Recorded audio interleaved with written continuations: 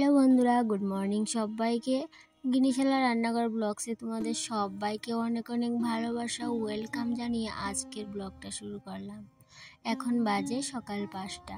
ঘুম থেকে কিন্তু আজকে একটু তাড়াতাড়ি উঠে গেলাম, কেন কি একটু কাজ আছে তাই বলে খুব সকালেই আজকে উঠলাম। কিন্তু অন্য দিন তো ঘুম থেকে উঠতে একটু দেরি হয়ে যায়, কিন্তু আজ একটু তাড়াতাড়ি উঠে গেলাম। তো ঘুম থেকে উঠেই কিন্তু ওই যে সকালের বাসি কাজগুলা যেগুলো বাইরে করে থাকি সেগুলো কিন্তু করেই নিয়েছিলাম। তারপরে সোজা চলে আসলাম রান্নাঘরে। তো রান্নাঘরে আসার পর দেখো হঠাৎ করে দেখি কি জল চলে এসেছে। তো কি হয়েছে বলো তো, যেহেতু আমার কিছুদিন ধরে কোমরটা ব্যথা, তাই জন্য ভাবলাম যে ড্যাগটা দিয়ে ঘরে জল নিয়ে আসি। তো সেই মধ্যে ড্যাগ নিয়ে বাইরে চলে গেলাম, কারণ কি জলের স্পিড একটু কম ছিল, তাই জন্য ওই যে বাইরে থেকেই কিন্তু আমাকে জল আনতে হয়েছিল আজকে। তো যেই প্রথমবার জল আনলাম, তো আনার সঙ্গে সঙ্গেই জলটা নিয়ে আসার সময় আমার না শরীরটা হঠাৎ করে একটু খারাপ লাগছিল।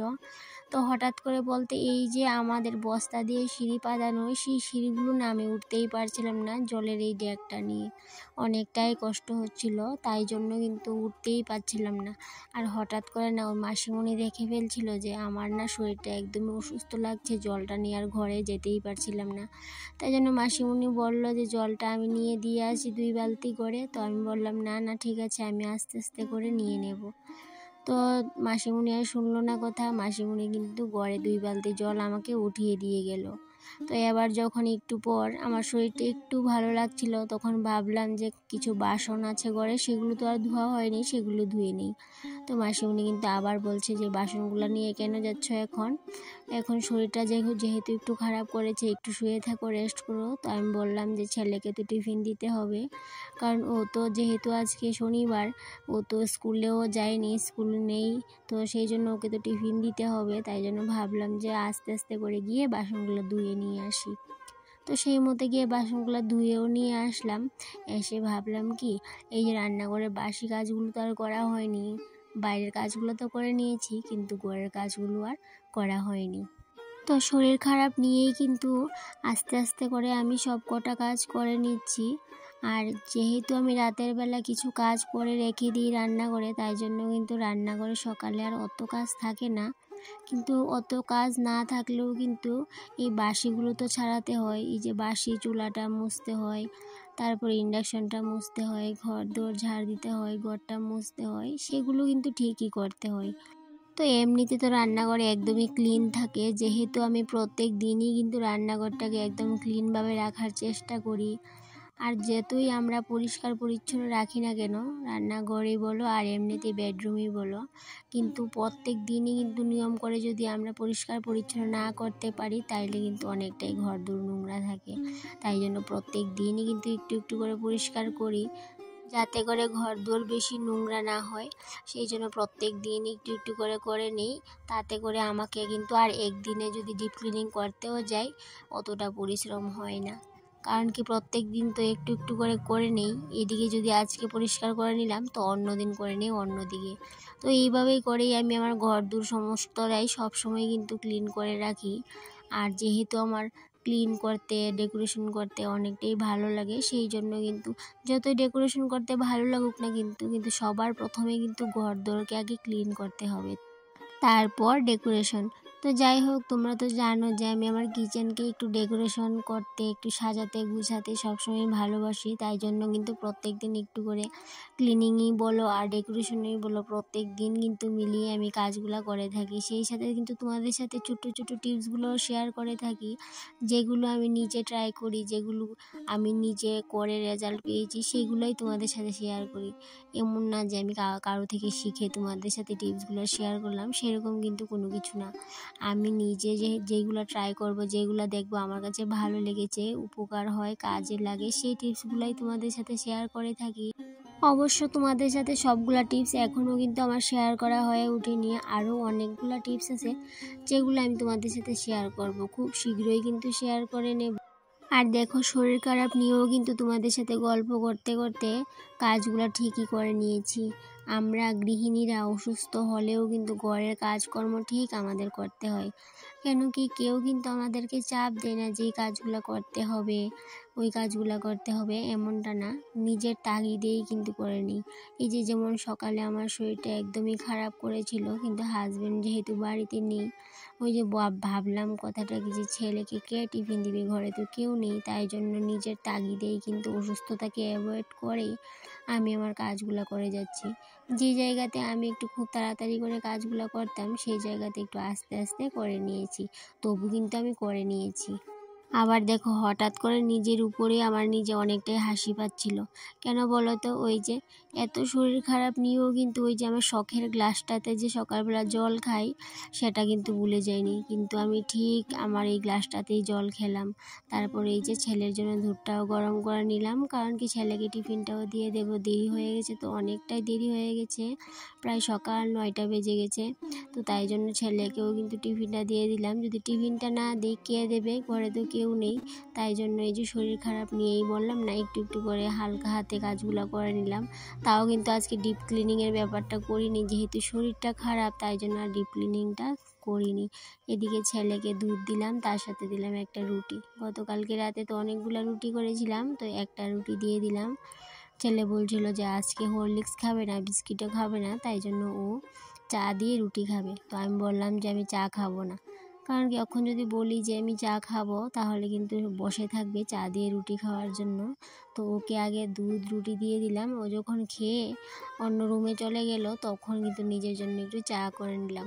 কারণ কি ইদানিং না ও চা খেতে এত যন্ত্রণা করে, কি বলবো তোমাদের, আমি ওর জন্য চা খেতেই পারি না, ওই যে চা খেতে চলে আসি।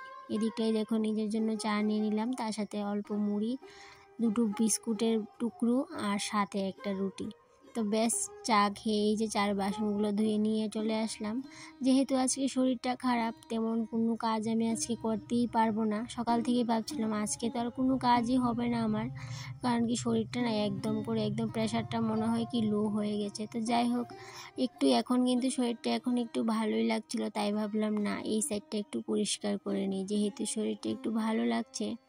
আর এদিকে নিজেরও তো একটা কাজ আছে, হাতের কাজ, যেই কাজটা করে আমি মাসে 2টা টাকা ইনকাম করি, 2 টাকায় করি আর 5 টাকায় করি, যেহেতু ওই কাজটা করে আমাকে হাত খরচাটা বের করতে হয়, সেহেতু কিন্তু ওই যে ঘরের সমস্ত কাজ বাজ কমপ্লিট করেই কিন্তু আমাকে ওই কাজটা করতে হয়। তো সেই জন্য ভাবলাম তাড়াহুড়া করে এদিকের কাজগুলো সেরে নিই, তারপরে ওই কাজগুলো গিয়ে করব। এমনিতে তো আমি প্রত্যেক দিনই আমার কিচেনটাকে ক্লিনিং করি, ডিপ ক্লিনিংই বলতে পারো, তারপরেও কিন্তু অনেকটা নোংরা হয়ে যায়। কেন কি যতই আমরা পরিষ্কার পরিচ্ছন্ন রাখি না কেন, এই যে 2-1 দিন গেলেই কিন্তু আবার কিন্তু সেই নোংরায় হয়ে যায়। তাই জন্য 2-1 দিন বাদে বাদে কিন্তু আমি সমস্ত জায়গায় কিন্তু চেঞ্জ করে করে একটু একটু করে মুছামাছি করে পরিষ্কার করে আবার জায়গার জিনিসটা জায়গা মতো রাখি। সেটা কেন জানি একটা নেশার মতো হয়ে গেছে। যদি এখন আমি এই কাজগুলো না করি না, আমার একদমই ভালো লাগে না। এই যে 2 দিন পর বলো আর 3 দিন পরেই বলো, এই যে কৌটা কাউটাগুলি সরিয়ে যে মুছে আবার জায়গাটা জায়গা মতো রেখে দেওয়া, সেটা কিন্তু একটা আমার নেশার মতোই মনে করো, যে কাজগুলো আমাকে করতেই হবে। যতই আমি কাজ করি না কেন, এই যে পরিষ্কার পরিচ্ছন্নের ব্যাপারটা, সেটা কিন্তু আমার জানি কেন একটা নেশার মতো হয়ে গেছে। সেগুলো যদি করতে না পারি একদিন, আমার কিন্তু একদমই ভালো লাগে না। তাই জন্য আজকে ভাবলাম যেহেতু শরীরটাও খারাপ, তাই জন্য আর বেশি কাজ করব না, শুধুমাত্র এই যে কাঠের রেকটা, এটার মধ্যে না ভিতর সাইডে একদম মাকড়ের জাল অনেকটা করে নিয়েছিল, ভাবলাম এইগুলোকে ঝাড়া মোছা করে নেব। আর যেহেতু ঝাড়া মোছা করে নেব মাকড়ের জালগুলো, সেহেতু এই যে কৌটাগুলো সরিয়ে নেব। একটা কাজ করতে গেলে তো আরেকটা কাজ করে নিই, সেটা তো তোমরা জানোই, তাই জন্য কিন্তু সমস্তটাই পরিষ্কার করে নিলাম। আর এই যে ট্র্যাকটার নিচে অনেকটাই ময়লা হয়েছে, বেশি দিন কিন্তু হয়নি, র্যাকটা সরিয়ে এই জায়গাটা পরিষ্কার করেছিলাম, তারপর আবার অনেকটা ময়লা হয়ে গেছে। আর এদিকটা দেখো 3টে হরলিক্সের কৌটো বের করে নিলাম, এগুলোকে ধুয়ে নেব। কারণ কি ছেলে যে হরলিক্সগুলো খায়, সেগুলো কৌটাগুলো জমিয়ে রাখি, আর সেগুলোতে তো মশলাপাতি রাখা হয়, তাই জন্য কিন্তু ওই যে জমিয়ে তারপরে একসাথে ধুয়ে নিই কৌটাগুলো। তো এদিকে দেখো এই যে র্যাকটার নিচে থেকে দেখো কতগুলো ময়লা বেরিয়েছে, অনেকগুলো।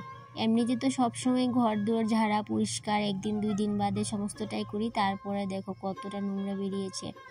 যতই পরিষ্কার পরিচ্ছন্ন রাখি না কেন, প্রত্যেক দিন ডেলি বা 2-1 দিন পর পর কিন্তু আমাদের এইগুলো আবার সেই পুনরায় পরিষ্কার করতে হয়। তো যাই হোক, আমি এই সাইডটা আজকে পরিষ্কার করে নিয়েছি, আবার 2-1 দিন এইদিকে হাত না দিলেও কিন্তু চলবে।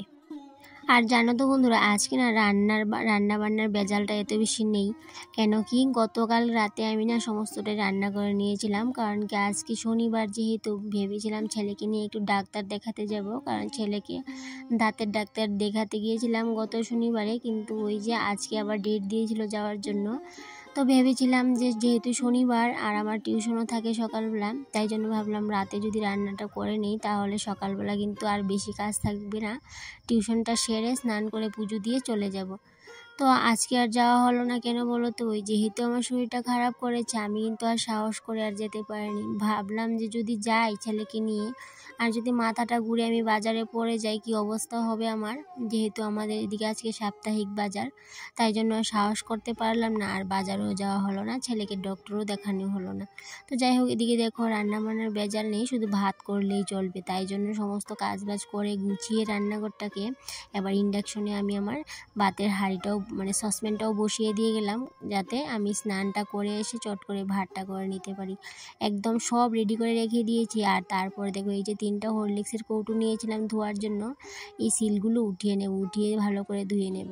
দেখো কতটা নোংরা, একদম ধোয়া হয়নি, আর এমনিতেও জমিয়েছিলাম, ভাবলাম কি একসাথে জমলে তারপর ধুবো। তো এইদিকে দেখো 3টা কৌটা নিয়ে নিলাম, তো 3টা কৌটা এইভাবে করে আমি সিলগুলা উঠিয়ে নিলাম। আজকে ভালো করে এগুলাকে ধুয়ে নেব, কারণ কি অনেকগুলো মশলা বাকি আছে কৌটোতে ভরার, কৌটো একদমই ফাঁকা নেই ঘরে, তাই জন্য কৌটোগুলো ধোয়ার প্ল্যান করলাম। আর এদিকটাই দেখো এই যে ঘরের সমস্ত কাজবাজ শেষ করে নিজের যে একটা রুজির একটা ঠিকানা, সেই ঠিকানায় চলে আসলাম।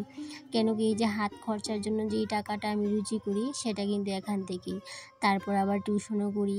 তো এইভাবেই কিন্তু একটা হাউসওয়াইফ যদি ইচ্ছে করে, যদি তার ইচ্ছা শক্তিটা প্রবল হয়, তাহলে কিন্তু সে ঘরে বসেও ঘরের সমস্ত কাজবাজ কমপ্লিট করেও কিন্তু 2 টাকা রোজগার করতে পারে। তো সেই মতে আমিও কিন্তু একদম বিয়ের আগে থেকেই আমার রুজি করার যে একটা নেশা, সেটা বলতে পারো আমার বিয়ের আগে থেকেই। কারণ কি বিয়ের আগে থেকেই, যখন থেকে আমি মাধ্যমিকটা পাশ করেছি তখন থেকে কিন্তু টিউশনিতে লেগে গিয়েছিলাম, তারপর সাথে সাথে সেলাই কাজটাও শিখেছিলাম। তো যাই হোক, শেখার কারণে দেখো এইদিকে এখন কিন্তু হাতের যে টুকিটাকি কাজগুলো করে আমি হাত খরচাটা কিন্তু ঠিক বের করে নিতে পারি। আর আমাদের মহিলাদের তো জানো এসএইচজি গ্রুপ থাকে, সেগুলো চালাতে হয়, তারপরে হাতের খরচা, মোবাইলের খরচা, সমস্তটা কিন্তু আমি নিজেই চালাই। আর হাজব্যান্ডেরও কিন্তু একটু সাহায্য হয়, যেহেতু আমার হাজব্যান্ডের ইনকামটা একটু কম, তাই জন্য কিন্তু হাজব্যান্ডকে একটু সাহায্য করতে পারি। সেটা কিন্তু আমার থেকে টাকা দিয়ে এমনটা না, কিন্তু আমার হাত খরচাটা যেহেতু হাজব্যান্ড দিত, কিন্তু যেহেতু আমি রুজি করি হাজব্যান্ডকে আর দিতে হয় না, সেই ক্ষেত্রে সেই কথাটা ভেবেই কিন্তু এই কথাটা বললাম যে এখন যেহেতু হাজব্যান্ড আমাকে আর হাত খরচাটা দিতে হয় না, নিজেরটা নিজেই চালিয়ে নিতে পারি, সেই জন্য। তো যাই হোক বন্ধুরা, এইদিকে দেখো এই যে শাড়িটার মধ্যে ফলস লাগিয়ে এবার হাতের কাজটা করে নিচ্ছি, কারণ কি এই যে হাতের কাজটা করে নিলে কিন্তু কাজ কমপ্লিট। তো যাই হোক বন্ধুরা, আজকের ব্লগ ভিডিওটা এই পর্যন্তই, আবার দেখা হবে পরবর্তী কোনো একটা ব্লগে। টাটা।